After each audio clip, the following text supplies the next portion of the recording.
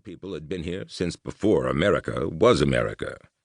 So Joshua Tharp was a decent name, and well worth a little bit of civility. He was a college boy from Pittsburgh who was willing to pay attention and treat older folks with respect. Wasn't pushy neither, and that went a long way down the road with Granny.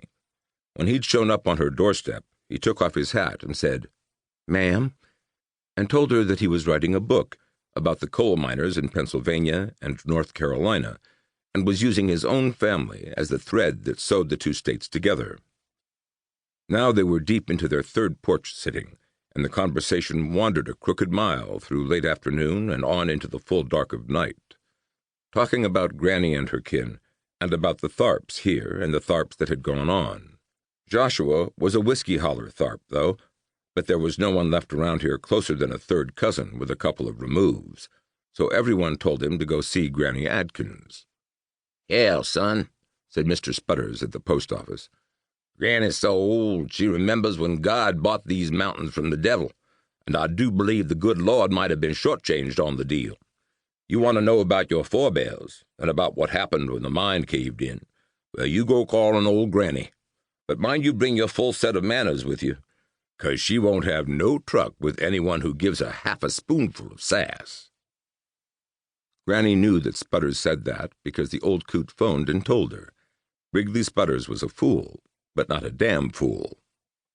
Come calling is exactly what young Joshua did. He came asking about his kin.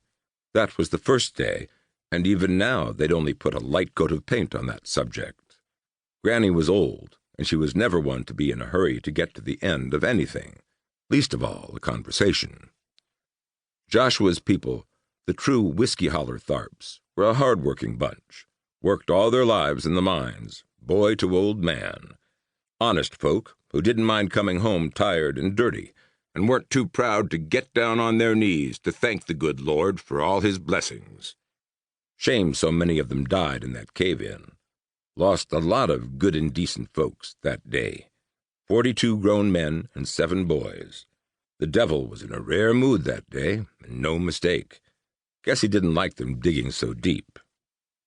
Granny cut a look at the young man as he sat there studying on the sounds the night brought to him. He was making a real effort to do it right, and that was another good sign. He came from good stock, and it's nice to know that living in a big city hadn't bred the country out of him. "I can't figure it out," said Joshua, shaking his head. "What is it?" Granny crushed out her cigarette and lit another one, closing her eyes to keep the flare of the match from stealing away her night vision. She lit the cigarette by touch and habit, shook the match out, and dropped it into an empty coffee tin that had an inch of rainwater in it. She said, "What's it sound like?" That was a test. If the boy still had too much city in him, then there would be impatience on his face, or in his voice, but not in Joshua's. He nodded at the question and once more tilted his head to listen. Granny liked that, and she liked this boy, but after a few moments Joshua shook his head. "I don't know. It's almost like there are 2 sounds. The, moan, and something else, like a faint clinking sound." "Do tell," she said dryly, but with just enough lift to make it a question.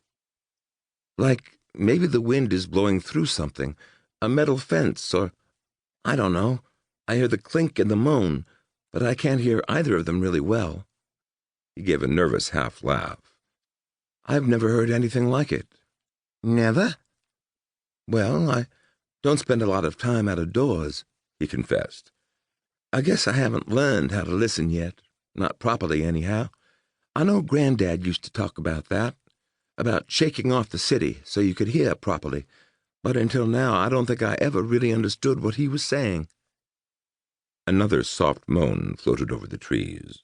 Strange and sad it was, and Granny sighed. She watched Joshua staring at the darkness, his face screwed up in concentration. Granny gestured with her cigarette. "What do you think it might be? Is it some kind of animal?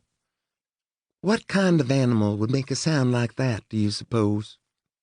They sat for almost 2 minutes, waiting between silences for the wind to blow. Joshua shook his head. "Some kind of cat?"